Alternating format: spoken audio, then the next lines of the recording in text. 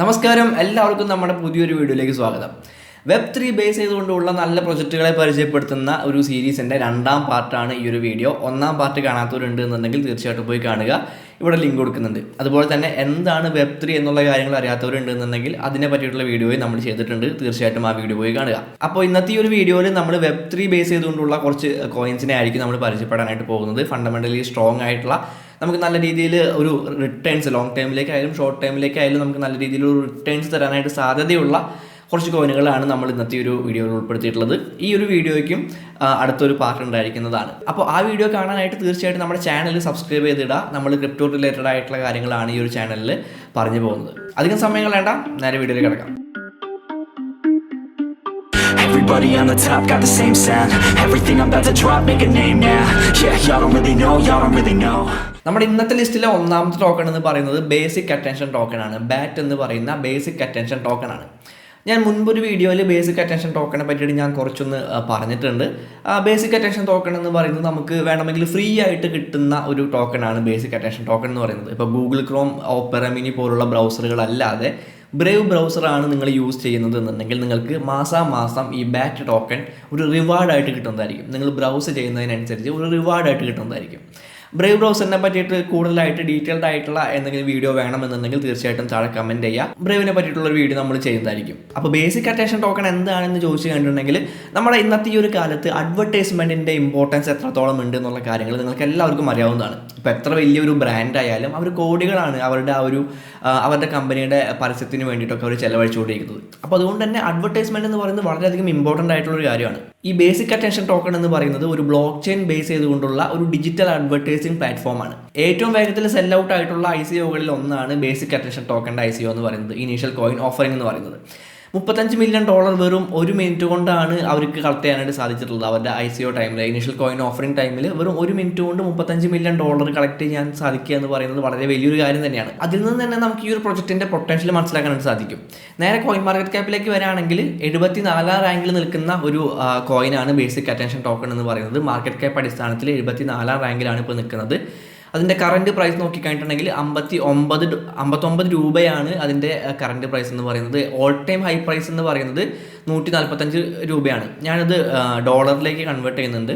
Okay, $0.79 ഇതിൻ്റെ current price. All time high price എന്ന് പറയുന്നത് $1.92. ഓക്കെ, അപ്പോൾ $1 നിന്ന് ഏകദേശം ഒരു $2 നിന്ന് തന്നെ നല്ല രീതിയിൽ താഴേക്ക് വന്ന് നിൽക്കുന്ന ഒരു സമയമാണ് ബേസിക് അറ്റൻഷൻ ടോക്കണിന് ഇപ്പോൾ ഉള്ളത്. സ്വാഭാവികമായിട്ടും മറ്റുള്ള എല്ലാ ഓൾട്ട് കോയിനുകളെയും പോലെ തന്നെ നല്ലൊരു മാർക്കറ്റ് ക്രാഷ് സംഭവിച്ചു നല്ലൊരു ഡിപ്പിലാണ് ഇപ്പോൾ ബേസിക് അറ്റൻഷൻ ടോക്കൺ നിൽക്കുന്നത് എന്ന് നമുക്ക് ഇതിൻ്റെ പ്രൈസിൽ നിന്ന് തന്നെ മനസ്സിലാക്കാനായിട്ട് സാധിക്കുന്നുണ്ട്. ഇപ്പോൾ നമ്മൾ നിൽക്കുന്നത് ബാറ്റ് USDT പെയറിലുള്ള ഒരു ഡെയിലി ടൈം ഫ്രെയിമിലുള്ള ചാർട്ടിലാണ് നിൽക്കുന്നത്. ഇവിടെ ഞാൻ കുറച്ച് ഏരിയാസൊക്കെ ഞാൻ അടയാളപ്പെടുത്തിയിട്ടുണ്ട്, കുറച്ച് സപ്പോർട്ട് ആൻഡ് റെസിസ്റ്റൻസ് ഏരിയാസൊക്കെ ഞാൻ അടയാളപ്പെടുത്തിയിട്ടുണ്ട്. ഞാൻ ചാർട്ട് ഒന്ന് സൂം ഔട്ട് ചെയ്ത് കണ്ടിട്ടുണ്ടെങ്കിൽ ഏറ്റവും ബേസിക് ആയിട്ടുള്ള ഒരു സപ്പോർട്ട് ഏരിയ എന്ന് പറയുന്നത് 0.44 എന്ന് പറയുന്ന ഒരു ഏരിയ ആണ്. അതായത് ഈ ഒരു ഏരിയ ഇവിടെ നമുക്ക് കൃത്യമായിട്ട് കാണാനായിട്ട് സാധിക്കുന്നുണ്ട്. പലതവണ പ്രൈസ് ഈ ഒരു ഏരിയയിൽ റിജക്റ്റ് ചെയ്തുകൊണ്ടാണ് പോയിക്കൊണ്ടിരിക്കുന്നത്. ഓക്കെ, പുതിയൊരു ഓൾ ടൈം ഹൈ, ഒരു ഓൾ ടൈം 1.9 എന്ന് പറയുന്ന ഒരു ഓൾ ടൈം ഹൈ ഇവിടെ ക്രിയേറ്റ് ചെയ്തിട്ടുണ്ട്. അതിനുശേഷം വളരെ വലിയ രീതിയിലുള്ളൊരു ക്രാഷ് ഇവിടെ സംഭവിച്ചിട്ടുണ്ട്. പ്രൈസ് ഇപ്പോൾ ഉള്ളത് ഒരു ഡൗൺ ട്രെൻഡിലാണ് എന്നുള്ള കാര്യങ്ങൾ നമുക്കിവിടെ കാണാനായിട്ട് പറ്റുന്നുണ്ട്. ഈ രീതിയിലൊരു ഡൗൺ ട്രെൻഡിലാണ് പ്രൈസ് പോയിക്കൊണ്ടിരിക്കുന്നത്. അപ്പോൾ നമുക്ക് സ്വാഭാവികമായിട്ടും ഈ ഒരു ട്രെൻഡ് ലൈൻ ബ്രേക്ക് ചെയ്താലാണ്, ഈ ഒരു ബ്രേക്ക് ഔട്ട് ഈ ഒരു ട്രെൻഡ് ലൈനിൽ സംഭവിച്ചാലാണ് നമുക്ക് ഇനി മുകളിലേക്കുള്ള ഒരു മൂവ്മെൻറ്റ് ബാറ്റ് എന്ന് പറയുന്ന ഈ ഒരു ടോക്കണിൽ പ്രതീക്ഷിക്കാനായിട്ട് സാധിക്കുള്ളൂ. അതോടൊപ്പം തന്നെ ഈ ഒരു ലെവൽ, അതായത് ഈ 0.98 എന്ന് പറയുന്ന ഈ ഒരു റെസിസ്റ്റൻസ് ഏരിയ ബ്രേക്ക് ചെയ്താൽ മാത്രമേ നമുക്ക് അത് ഒരു ബുൾ മാർക്കറ്റിലേക്ക് കടന്നു, അല്ലെങ്കിൽ ബേസിക് അറ്റൻഷൻ ടോക്കൺ ഒരു അപ് ട്രെൻഡിലേക്ക് കടന്നു എന്നുള്ള കാര്യങ്ങൾ നമുക്ക് ഉറപ്പിക്കാനായിട്ട് സാധിക്കുള്ളൂ. ഒരു കൺഫർമേഷൻ നമുക്ക് അപ്പോൾ മാത്രമേ കിട്ടുള്ളൂ. ഇവിടെ സംഭവിക്കാൻ ചാൻസ് ഉള്ള മറ്റൊരു കാര്യം എന്ന് പറയുന്നത്, നമുക്ക് ഈ ഒരു സപ്പോർട്ട് ഏരിയയിൽ, അതായത് 0.65 എന്ന് പറയുന്ന ഈ ഒരു സപ്പോർട്ട് ഏരിയയിൽ ഒരു double bottom chart pattern price create ചെയ്യാനായിട്ട് സാധ്യതയുണ്ട്. അങ്ങനെ സംഭവിക്കുകയാണെന്നുണ്ടെങ്കിൽ നമുക്ക് ഈ ഒരു ട്രെൻഡ് ലൈൻ ബ്രേക്ക് ഔട്ട് സംഭവിക്കുമ്പോൾ അതൊരു ബുള്ളിഷ് മൂവ്മെൻ്റ് ആയിട്ട് നമുക്ക് കണക്കാക്കാനായിട്ട് പറ്റും. നമുക്ക് അവിടെ ഒരു ബുള്ളിഷ് മൂവ്മെൻറ്റ് ഈ ഒരു ബേസിക് അറ്റൻഷൻ ടോക്കണിൽ പ്രതീക്ഷിക്കാനായിട്ട് സാധിക്കും. ഒരു ഡബിൾ ബോട്ടം ചാർട്ട് പാറ്റേൺ അവിടെ വരികയാണെന്നുണ്ടെങ്കിൽ മാത്രം. ഓക്കെ, അപ്പോൾ നമുക്ക് 0.65 എന്ന് പറയുന്നത് നമുക്ക് നല്ല രീതിയിലുള്ള സപ്പോർട്ട് ആയിട്ട് എടുക്കാനായിട്ട് പറ്റും. അവിടെ നിന്ന് നല്ല രീതിയിലുള്ള റിജക്ഷൻ കിട്ടുകയാണെന്നുണ്ടെങ്കിൽ നമുക്ക് നല്ലൊരു ബൈയിങ് ഓപ്പർച്യൂണിറ്റി ബേസിക് അറ്റൻഷൻ ടോക്കണിലുണ്ട്. ഇപ്പോൾ ആരും തന്നെ ബേസിക് അറ്റൻഷൻ ടോക്കൺ എടുത്ത് വാങ്ങാത്തവരുണ്ട് എന്നുണ്ടെങ്കിൽ ഒരിക്കലും ഇപ്പോൾ എടുത്ത് ചാടിപ്പോയി വാങ്ങിക്കരുത്. ഒന്നുകിൽ 0.98 എന്ന് പറയുന്ന ആ ഒരു റെസിസ്റ്റൻസ് ഏരിയ ബ്രേക്ക് ചെയ്യണം, അല്ലെങ്കിൽ ഈ 0.65 എന്ന് പറയുന്ന ഈ ഒരു സപ്പോർട്ട് ഏരിയയിൽ നിന്ന് ഒരു റിജക്ഷൻ സംഭവിക്കണം. എങ്കിൽ മാത്രമേ നമുക്ക് നല്ലൊരു ട്രേഡിംഗ് ഓപ്പർച്യൂണിറ്റി അല്ലെങ്കിൽ ഒരു ഇൻവെസ്റ്റ്മെൻറ്റ് ഓപ്പർച്യൂണിറ്റി ബേസിക് അറ്റൻഷൻ ടോക്കണിൽ നമുക്ക് കാണാനായിട്ട് സാധിക്കുള്ളൂ. അപ്പോൾ അത്രയും നേരം കുറച്ചൊന്ന് വെയിറ്റ് ചെയ്യുക എന്നുള്ള കാര്യം മാത്രമേ നമുക്ക് ബേസിക് അറ്റൻഷൻ ടോക്കണിൽ ഇപ്പോൾ നിലവിൽ ചെയ്യാനായിട്ടുള്ളൂ. അപ്പോൾ ഒരിക്കലും ഒരു ഫൈനാൻഷ്യൽ അഡ്വൈസ് ആയിട്ട് എടുക്കാതെ നിങ്ങളുടേതായിട്ടുള്ള റിസർച്ചും കാര്യങ്ങളും നടത്തിയതിന് ശേഷം മാത്രം ഒരു ഇൻവെസ്റ്റ്മെൻറ്റ് ഡിസിഷൻ എടുക്കുക. നമ്മൾ ഇന്നത്തെ ലിസ്റ്റിലെ രണ്ടാമത്തെ ടോക്കൺ എന്ന് പറയുന്നത് ODS എന്ന് പറയുന്ന ഓഡിയോ എന്ന് പറയുന്ന ഒരു ടോക്കണാണ്. പേര് പോലെ തന്നെ ഒരു മ്യൂസിക് സ്ട്രീമിംഗ് പ്ലാറ്റ്ഫോമാണ് ODS എന്ന് പറയുന്നത്. ഒരു ഡീസെൻട്രലൈസ്ഡ് ആയിട്ടുള്ള ബ്ലോക്ക് ചെയിൻ ബേസ് ചെയ്തുകൊണ്ടുള്ള ഒരു മ്യൂസിക് സ്ട്രീമിംഗ് പ്ലാറ്റ്ഫോമാണ് ODS എന്ന് പറയുന്നത്. ഈ ഒരു പ്ലാറ്റ്ഫോം ഏറ്റവും ആദ്യം ബിൽഡ് ചെയ്തത് POA നെറ്റ്വർക്കിലായിരുന്നു. POA നെറ്റ്വർക്ക് എന്ന് പറയുന്നത് എതേറിയം ബേസ് ചെയ്തുകൊണ്ടുള്ള സ്മാർട്ട് കോൺട്രാക്റ്റുകളെല്ലാം ബിൽഡ് ചെയ്യാനായിട്ട് ആവശ്യമായിട്ട് വരുന്ന ഒരു ഓപ്പൺ സോഴ്സ് ഫ്രെയിം വർക്കാണ് POA നെറ്റ്വർക്ക്. ഇപ്പോൾ ഇത് പ്രവർത്തിച്ചുകൊണ്ടിരിക്കുന്നത് സൊളാനയിലാണ്. അപ്പോൾ എതേറിയം സൊളാനയും തമ്മിലുള്ള പ്രധാനമായിട്ടുള്ള വ്യത്യാസങ്ങൾ എന്തൊക്കെയാണെന്നുള്ള കാര്യങ്ങൾ നമ്മൾ സൊളാനയെ പറ്റിയിട്ടുള്ള വീഡിയോയിൽ പറഞ്ഞിട്ടുണ്ടായിരുന്നു. വീഡിയോ കാണാത്തവരുണ്ട് എന്നുണ്ടെങ്കിൽ തീർച്ചയായിട്ടും പോയി കാണുക. ഇവിടെ ലിങ്ക് കൊടുക്കുന്നുണ്ട്. ODS എന്ന് പറയുന്ന പ്രൊജക്റ്റിനെ പറ്റിയിട്ട് ഡീറ്റെയിൽഡ് ആയിട്ടുള്ള ഒരു വീഡിയോ നമ്മൾ ഉടനെ തന്നെ ചെയ്യുന്നതായിരിക്കും. നമുക്ക് ഈ ഒരു വീഡിയോയിൽ വേറെയും കോയിൻസിനെ പറ്റി സംസാരിക്കേണ്ടതായിട്ടുള്ളത് കൊണ്ട് തന്നെ ODSനെ പറ്റിയിട്ട് അധികം ഡീറ്റെയിൽഡ് ആയിട്ട് സംസാരിച്ച് പോകുന്നില്ല. അപ്പോൾ ഈ പറഞ്ഞ രീതിയിലാണ് ODS എന്ന് പറയുന്നത് നിലവിൽ പ്രവർത്തിച്ചുകൊണ്ടിരിക്കുന്നത്. ഒരു മ്യൂസിക് സ്ട്രീമിംഗ് പ്ലാറ്റ്ഫോമാണ്. ഏറ്റവും ആദ്യം എതേറിയത്തിലായിരുന്നു അതിൻ്റെ കാര്യങ്ങൾ. ഇപ്പോൾ സൊളാനയിലാണ് അത് പ്രവർത്തിച്ചുകൊണ്ടിരിക്കുന്നത്. മ്യൂസിക് സ്ട്രീമിങ്ങിന് വേണ്ടിയിട്ട് നമ്മുടെ സ്പോട്ടിഫൈ പോലെയുള്ള സെൻട്രലൈസ്ഡ് കമ്പനികൾ പോലെ തന്നെ ഒരു ഡീസെൻട്രലൈസ്ഡ് ആയിട്ടുള്ള ഒരു മ്യൂസിക് സ്ട്രീമിംഗ് പ്ലാറ്റ്ഫോമാണ് ODS എന്ന് പറയുന്നത്. കോയിൻ മാർക്കറ്റ് ക്യാപ്പിലേക്ക് വരാണെങ്കിൽ 106ാം റാങ്കിൽ നിൽക്കുന്ന ഒരു കോയിനാണ് ODS എന്ന് പറയുന്നത്.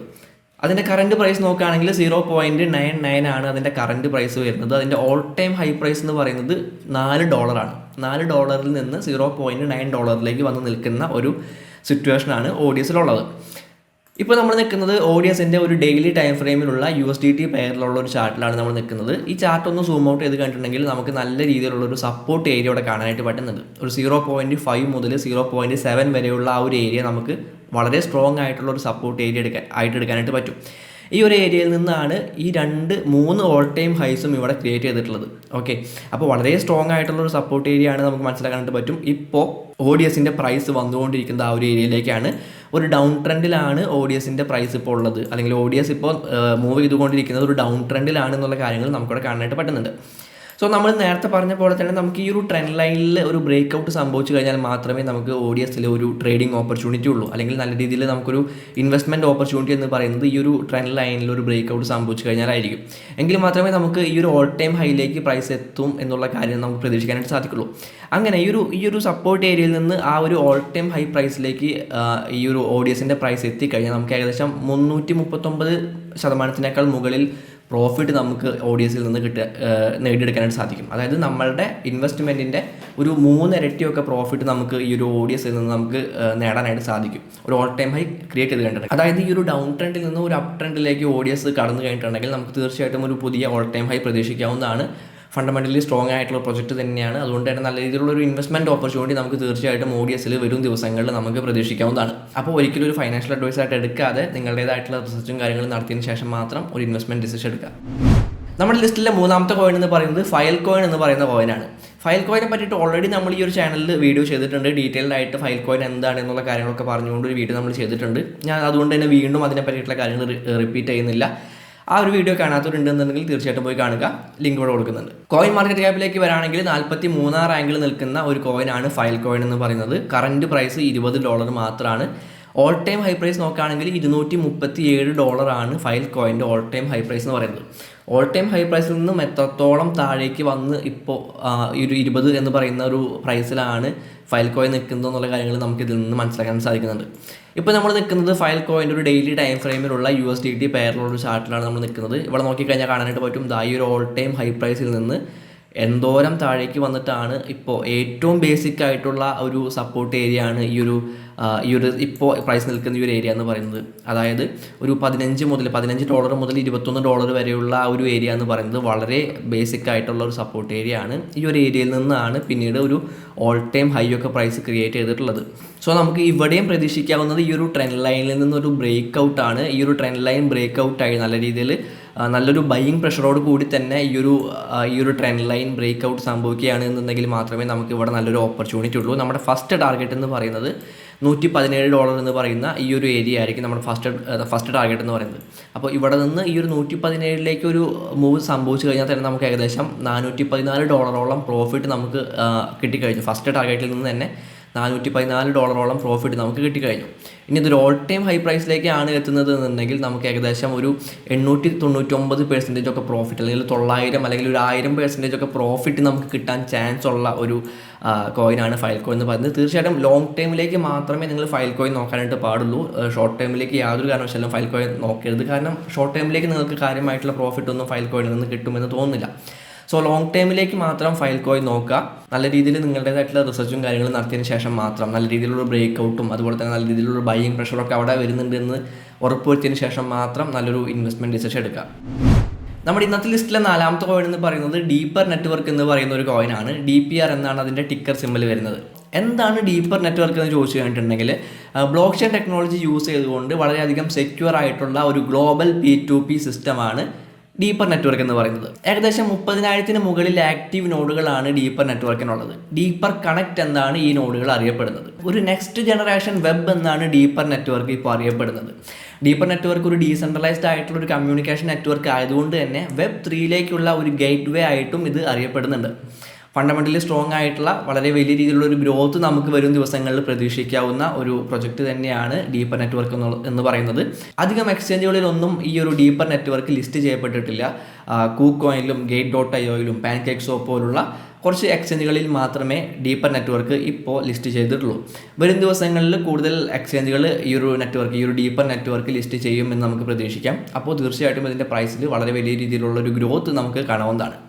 കോയിൻ മാർക്കറ്റ് ക്യാപ്പിലേക്ക് വരാണെങ്കിൽ 376 റാങ്കിൽ നിൽക്കുന്ന ഒരു കോയിനാണ് ഡീപ്പർ നെറ്റ്വർക്ക് എന്ന് പറയുന്നത്. അതിൻ്റെ കറൻറ്റ് പ്രൈസ് $0.1 മാത്രമാണ്. അതിൻ്റെ ഓൾ ടൈം ഹൈ പ്രൈസ് നോക്കുകയാണെങ്കിൽ $0.3 ആണ്. അപ്പോൾ ചെറിയൊരു എമൗണ്ടിന് വളരെ വലിയ ക്വാണ്ടിറ്റി നമുക്ക് ഇത് വാങ്ങിക്കാനായിട്ട് സാധിക്കും.